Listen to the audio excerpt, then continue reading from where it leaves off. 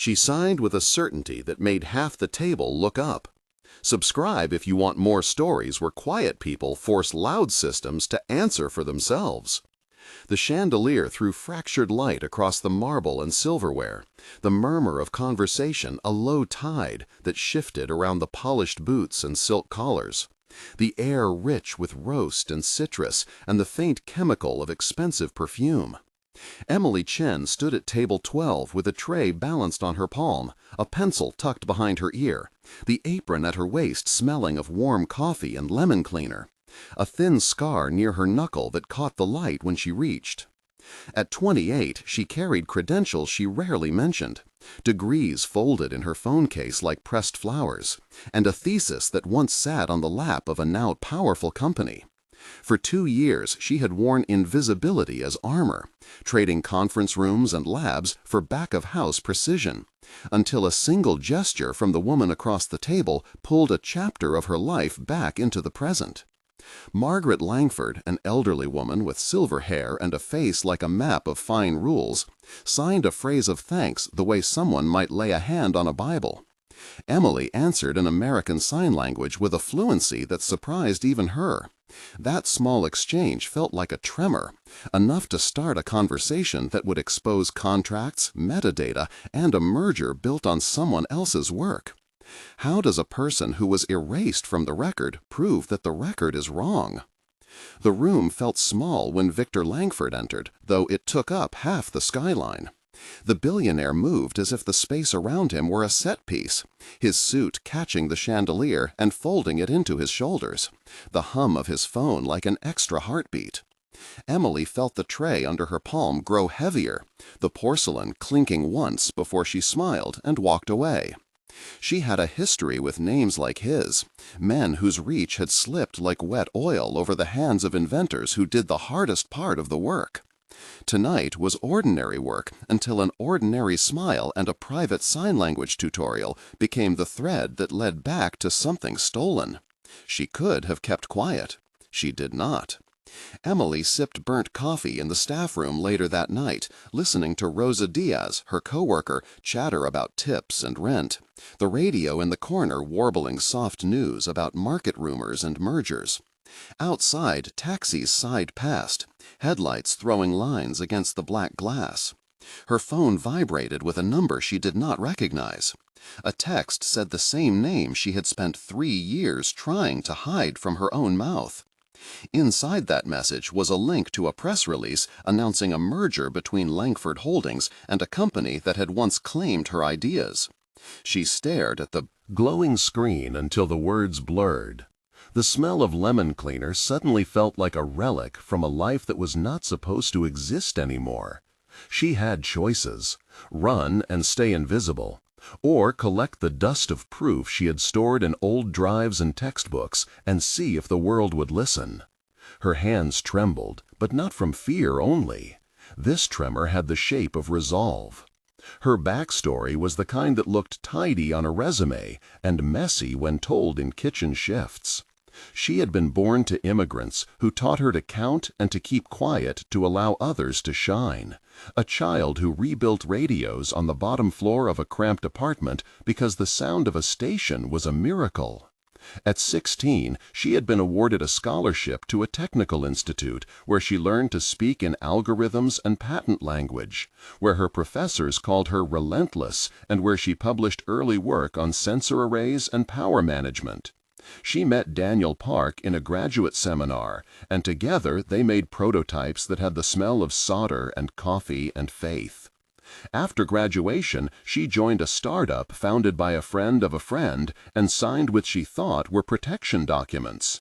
Her inventions were praised and then assigned to a project under an NDA that blurred lines. Small redactions in contracts, metadata stripped in exports, and the inventors listed differently on internal documents. Then came a meeting where executives used words like risk and brand and decided her role had been overstated. The HR notice arrived on a Monday. On a Tuesday, she watched her name vanish from public documents. She filed grievances, met with lawyers, and found the halls of institutions more interested in avoiding headlines than in integrity. She kept her thesis in a backup drive and the memories in a drawer. Her current life as a server was an act of survival and a daily rehearsal in humility. The injustice that unmade her career sat in files she could not reach for years, until a chance gesture at a table allowed a long-buried trail to be tugged. Block of routine became an investigation when she started looking. In the days after the restaurant incident, Emily replayed every gesture, every phrase. She messaged Daniel, who lived 3 blocks away with a dog named Newton, and he returned a reply like a compass needle. It was his handwriting, in code, a cluster of timestamps and a phrase about archived repositories.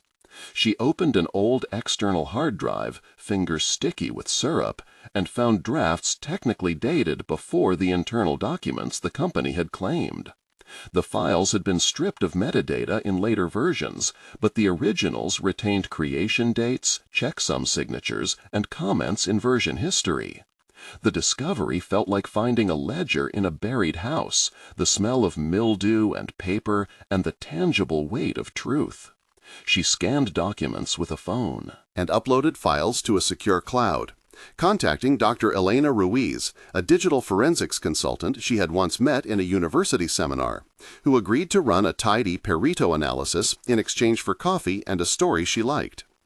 Meanwhile, the press had started to whisper about Langford's proposed merger, and Victor Langford's name surfaced in the same breath as intellectual property disputes he had never publicly answered. Each discovery raised stakes. It was no longer about a lost job, but about a pattern of appropriation and control. The first public confrontation happened almost by accident, at the private dining room where Langford hosted a gala. The room smelled of caviar brine and citrus zest, the hum of conversation punctuated by crystal flutes. Margaret Langford's smile was slow and precise, an elegant punctuation. Emily had been assigned to serve their table because Rosa had asked for a favor. At first, the exchange was trivial, a thank you, a joke, a compliment on the salmon that revealed details only a chef could love. Then Margaret signed, a phrase of appreciation that Emily answered in a folding motion of 2 hands. Victor looked up, the corner of his mouth tightening like someone tuning an instrument to an unfamiliar pitch. The scene that followed unfolded in exchanges that felt like a small play where no one had read the script. There were eyes, drinks, and the soft scrape of a chair. The conversation moved from food to small talk to a cautious curiosity. A waiter poured wine with a hand that did not tremble. Margaret's fingers shaped a memory. Emily's hands answered. The table leaned forward. The world outside narrowed to the space between 2 people and the language they shared. At that table, the dialogue began and kept its rhythm. Emily signed a short phrase, and Margaret responded with a laugh and a nod. Victor asked a question aloud about travel and investments. Emily smiled and refilled a glass. His assistant, Naomi Singh, the journalist assigned to social responsibility pieces, observed and took a discreet note. A guest across the table, Trevor Cole, from a firm known for audits, cleared his throat and made a remark about governance. Conversation moved. Emily felt a tiny electric charge where her fingers met the air. The formality of the room held its breath. The exchange continued and more people joined in. Each line of dialogue was an invitation and a test of trust. After a dozen small back and forths, the nature of Margaret's sign became clear. It referenced an inventor and a song from decades ago, a private memory that turned public because Emily knew the song and the inventor. The table went quiet. Victor's jaw tightened. Naomi's pen paused. The moment was small and enormous at once, the kind that could fold into rumor or become the hinge of a reckoning. That evening, after the guests were gone and dishes clattered in the back, Emily and Rosa cleared plates and spoke in low voices that sounded like maps of worry. The text chain with Daniel filled up with research notes and timestamps. Daniel called, and his voice was quick with excitement and fear. He recited file names, kernel comments, and a sequence of pushes to a repository old enough to have its own history. They found a line of code and a design document that matched Emily's thesis almost verbatim. The language in those files had her phrasing, certain metaphors she used in technical notes that were never polished out in revision. It was proof, but proof that needed to be framed and presented with care. She could publish all of it online and risk a legal fight where power and money dictated the tempo. Or she could build a case with forensics, specialists, and a public moment where language and legal process forced a tribunal of public opinion and law to reckon. Dr. Elena Ruiz would extract metadata. Sarah Whitman, a litigator known for intellectual property cases, would craft discovery requests. And Marcus Hale, an investor who had once lost to Langford but retained a moral compass, would offer discreet funding and a willingness to leverage his network. The plan needed to be surgical. The investigation demanded that Emily learn to be visible in ways that scared her. She met privately with Sarah Whitman in a room that smelled of paper and lemon and old coffee, where windows looked out onto courthouse steps. Sarah's hands were constant in an unhurried way. She explained the process in sentences that were legal and human at once. Discovery requests, subpoenas, chain of custody, and patent filings. They would need to prove prior creation with timestamps, metadata, Pareto reports, and witness testimony. Dr. Elena Ruiz sent a technical summary with crisp language and attached logs that matched creation times. Forensics explained checksum verification and hash matching in a paragraph that made Emily feel that truth could be measured with a mathematical neatness. Marcus Hale brokered introductions to a boutique auditing firm, and Trevor Cole reluctantly agreed to an informal review after being nudged by Naomi's interest in background stories. They mapped a timeline, assembled a dossier, and prepared for what would be a public unmasking that required precision and poise. The work required patience and repetitive checking of details, the kind of meticulousness Emily had once loved and then been punished for practicing too loudly. At about 1/3 of the way through their timeline, the story asked the audience a question. If this has already made you feel something, you are not alone. What would you do if someone took credit for your work and no one listened? Do you keep quiet, or do you build evidence and make a stand? Write one sentence starting with "I would" and share it in the comments below. Your words may help someone who is deciding whether to speak up or to stay small. Learns from the courage of others, and sometimes a single comment can turn into a chorus that supports someone in a real fight. Now, back to the story where the plan moved from private to public. They rehearsed the confrontation like actors, getting the timing right for a scene that could not be improvised. The plan was to be at the merger announcement where executives would disclose a new integrated product. Emily and her team would attend with a dossier in hand and a coordinated press strategy. Sarah filed pre-litigation requests internally, a civil action notice, and an intention to serve discovery if needed. The legal notices were dry but potent. They used contractual language that cut through the corporate gloss. Dr. Elena Ruiz prepared a concise technical report, 292 words, that explained in accessible language the steps of forensic extraction, checksum validation, and metadata comparison that linked Emily's original documents to later internal releases. Marcus arranged for Naomi to be present as an observer and potential journalist to ensure public accountability. Naomi agreed to write if the firm chose to ignore credible claims. The team recruited Daniel to testify about collaborative work. Rosa and other service staff offered to provide timing and presence witnesses for the gala where the exchange had begun.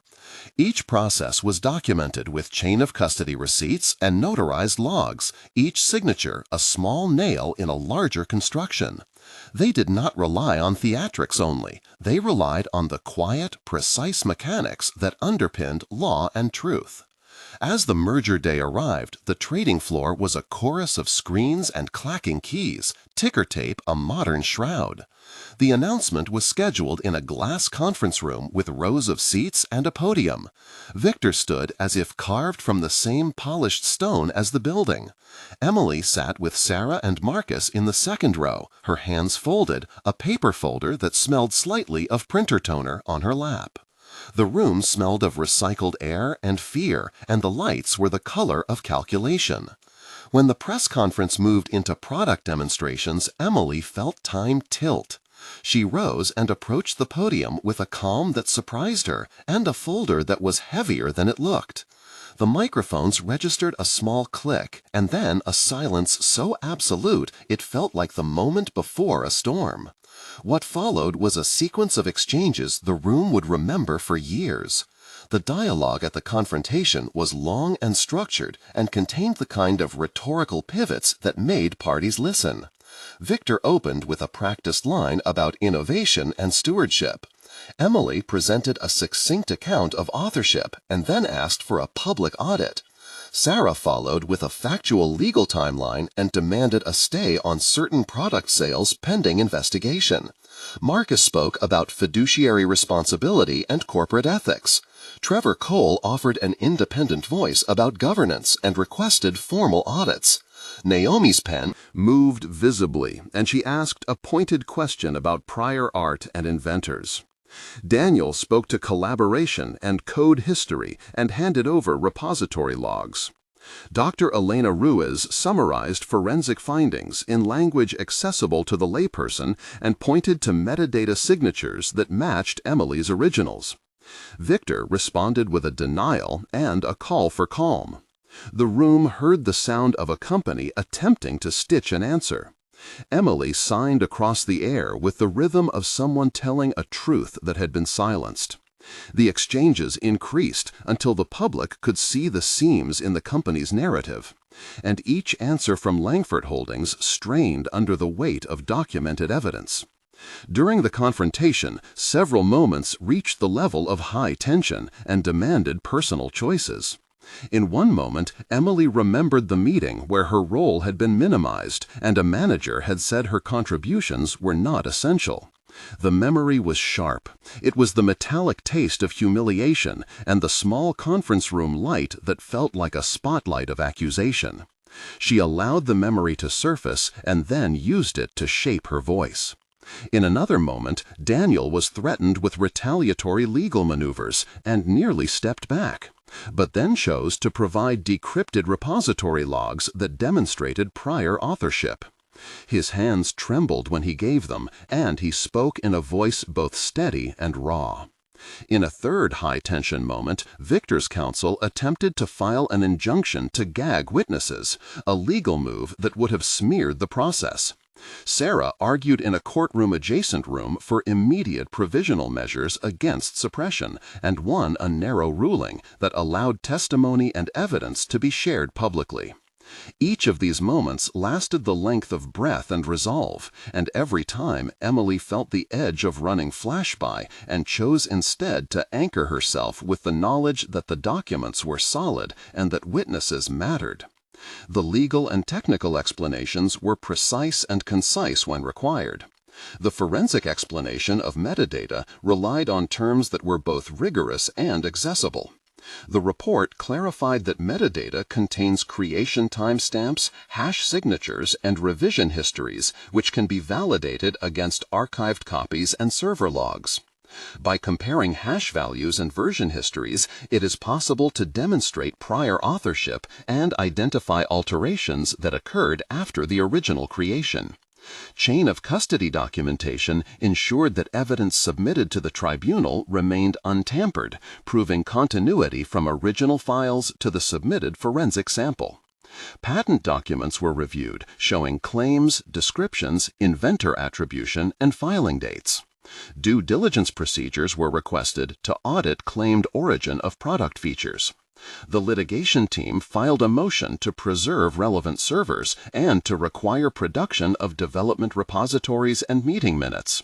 Those procedural steps were small in narrative glamour and large in effect, and they created the legal scaffolding for a full review.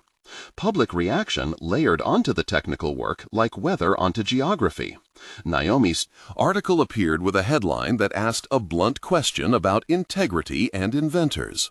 Social feeds filled with indignation and support. Investment analysts publicly asked about the risk to the merger. Trevor Cole's firm announced a preliminary audit. The company's share price wobbled, not so much from a verdict, but from the loss of narrative control. Victor's response shifted from denial to a statement of investigation. He said the company welcomed scrutiny. The shift was telling. It suggested that truth had the capacity to impose itself when enough systems of verification converged. For Emily, the world felt both larger and hollower. She had expected reprisals and she had expected relief. But the reality was a mixture of both. She slept for the first time in months without waking at the sound of her phone. Only once, and then in the morning, she woke to a message that a legal hold had been placed on product distribution pending an audit. The aftermath was granular. Contracts were revisited. Internal emails surfaced showing edits to patent filings and the unusual rerouting of inventor attribution. The audit uncovered documents that suggested senior executives had been present at meetings where language was discussed that later appeared in public-facing releases. Perito testimony validated the sequence of document creation. On the day the tribunal convened, there were prepared witnesses and formal testimony from Emily, Daniel, and Dr. Elena Ruiz, and even from Trevor Cole, who explained discrepancies found in due diligence reviews in plain terms. The tribunal transcripts read like small acts of civic repair. Victor's counsel attempted to frame the work as collaborative and to suggest that contributions were diffuse. The counter-argument presented by Sarah and supported by forensics was methodical and blunt. The records indicated prior specific authorship, and the attribution had been obscured. The court issued preliminary measures that included the reinstatement of inventor credit in public filings and an order to review internal patent assignment procedures. The civil action moved forward with claims for contractual breach and a demand for damages and restoration. The victory was partial and precise. The company agreed to settle some claims, it withdrew certain claims of exclusive ownership, and it accepted a mediated process to reassign inventor credit where evidence warranted. Internal disciplinary reviews started for several executives, and an independent audit was commissioned. Victor faced public scrutiny, and his public image suffered damage that could not be fully repaired with a press release. For Emily, there was more than vindication. There was a reintegration of self. Contracts were amended to reflect proper inventorship. She received offers from academic institutions and boutique firms who admired her rigor and her tempering of justice with evidence. Marcus offered to seed a fund to support inventors who found themselves disenfranchised. Daniel received recognition and a small equity share in a startup he and Emily discussed forming. The cost had been emotional. There were nights of doubt, the sense that she might be punished again, and the loss of remaining privacy. Yet even costs were accounted for in public record, as plaintiffs' fees and legal expenses were shared in settlements that included funds for a small scholarship in her parents' name to support first-generation tech students. The epilogue followed on a timeline that felt categorical and tender. 1 month later, Emily had an office with a window that smelled faintly of lemon and printer toner, a calendar booked with talks at a university, and a small meeting with students who asked about patents and metadata and how to keep their work safe. The company's ledgers showed an amendment to inventor credits and a coordinated press release that acknowledged earlier oversight. A short editorial in a national paper praised the watchdog work of journalists and the courage of witnesses. 3 months later, Emily co-led a workshop on academic to industry transitions, teaching students about NDAs, patents, and due diligence, and together with Marcus, she launched a pilot grant for inventors displaced by corporate maneuvers. The scholarship fund in her parents' name had its first recipients, and Daniel's startup had a prototype that smelled of solder and possibility. The independent audit completed and published a report that recommended procedural changes and stricter controls on internal document handling and metadata preservation. 6 months later, Emily's name appeared on a set of patents reinstated with correct inventorship, and her new company had its first contract with a research institute. She had a partner in quiet ways, a person who had been at her side through hearings and late-night filings, someone who had admired her capacity to translate technical rigor into public truth. Her mornings now began with coffee that warmed her hands and a whiteboard alive with ideas. Headlines still mentioned the Langford merger, but now with language about accountability and systemic reform. The tribunal's findings rippled outward, inspiring inquiries at other firms and prompting universities to revise how they taught intellectual property ownership. In private, she remained the person who loved the small work of making things that worked. She still rebuilt radios on rainy afternoons as a ritual.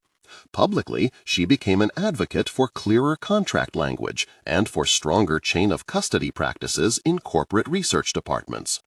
Her name came to be associated with restoration and reintegration in panels and journals, and she used those platforms to emphasize that protecting inventors is not only legal, it is an ethical imperative that supports innovation.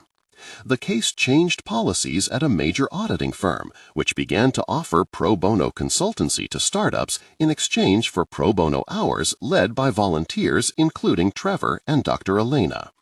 Naomi's follow-up pieces tracked the policy shifts and the human stories that accompanied them. There were lingering tensions and unresolved grievances, but the arc of correction had proceeded further than Emily had dared hope.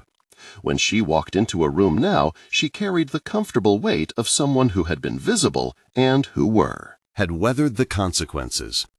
The person who once hid her degrees in a phone case now taught students how to read a contract like a map and how to ask for evidence when someone told a convenient story. She sat with Margaret Langford once more at a small fundraiser, this time not as service staff, but as a guest. Margaret's hands trembled more, and she signed slowly, a phrase that had once been a private thank you. Emily answered, and the table smiled. Victor's name appeared less in the social columns and more in analyses of governance failures. Marcus's investments included a foundation that helped bridge the gap between brilliant but vulnerable inventors and the corporate mechanisms that threatened to eclipse them. The scholarship bore her parents' name, and a plaque with a short phrase about persistence and proof. If this has moved you, consider what small acts protect truth in your own work. Share a sentence in the comments starting with "I would" to show what you would do in a similar situation and help build a community of counsel and courage. If you want more stories about quiet people who turn systems toward accountability, subscribe for notifications. Each like and each share makes it easier for these stories to find an audience and reminds those who manufacture silence that it is not forever. The story left traces that mattered. Legal documents recorded certain corrections and required transparency measures. Patents listed inventors correctly.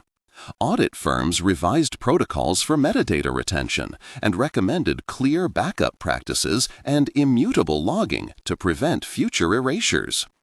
The press remembered the woman who had served caviar and then used her hands to articulate a life people tried to rewrite. And students who once sat at the back of a classroom now saw a path through contracts and a ladder out of invisibility. The company paid fines and accepted changes. Some executives left and faced their own reckonings.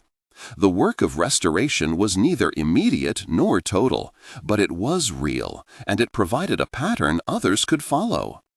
In the months that followed, Emily wrote op-eds about integrity and the mechanics of proof, balanced board consultations with late-night soldering, and insisted that the language of patents and the texture of metadata be included in curricula, so the next generation would know not only how to invent, but how to protect their inventions. She kept a small plaque on the office desk that read, "Study the details and trust the evidence," a reminder of the procedural faith that had carried her through the loudest moments. Friends gathered on slow Sundays and spoke about the way the world had shifted. Daniel and she built a company with values written into its bylaws about credit and contribution. Marcus continued to fund causes that reinforced legal support for inventors. Dr. Elena Ruiz lectured widely about forensics and chain of custody. Naomi's beat shifted to investigative pieces that highlighted systemic patterns rather than monuments. Individual stories. The ripple effects were visible in new courses at universities and in a small uptick in reporting on corporate accountability. In the end, Emily still liked the small and the precise. She liked the quiet weight of a soldering iron and the way light caught the edge of a circuit board. She liked the clean click of a well-filed patent and the relief that came with evidence in hand. She had learned that courage did not always look like a roar. Sometimes it was a careful accumulation of documents and testimony, a patient assembly of witnesses, and a willingness to stand at a podium and say, "These are the facts." She had learned also that allies could come from unexpected places, that a billionaire's mother could be a bridge, and that a benevolent investor could take his power and turn it toward restitution. The narrative closed not with a simple triumph, but with the knowledge that systems could be pressured to change, and that the work of repair required both legal craftsmanship and communal support. If you liked this story, remember there are more like it, and there are people who will need help telling their truths. Consider subscribing and joining the conversation, because truth amplifies when we insist on evidence and when we refuse to let skill be stolen by the loudest voices.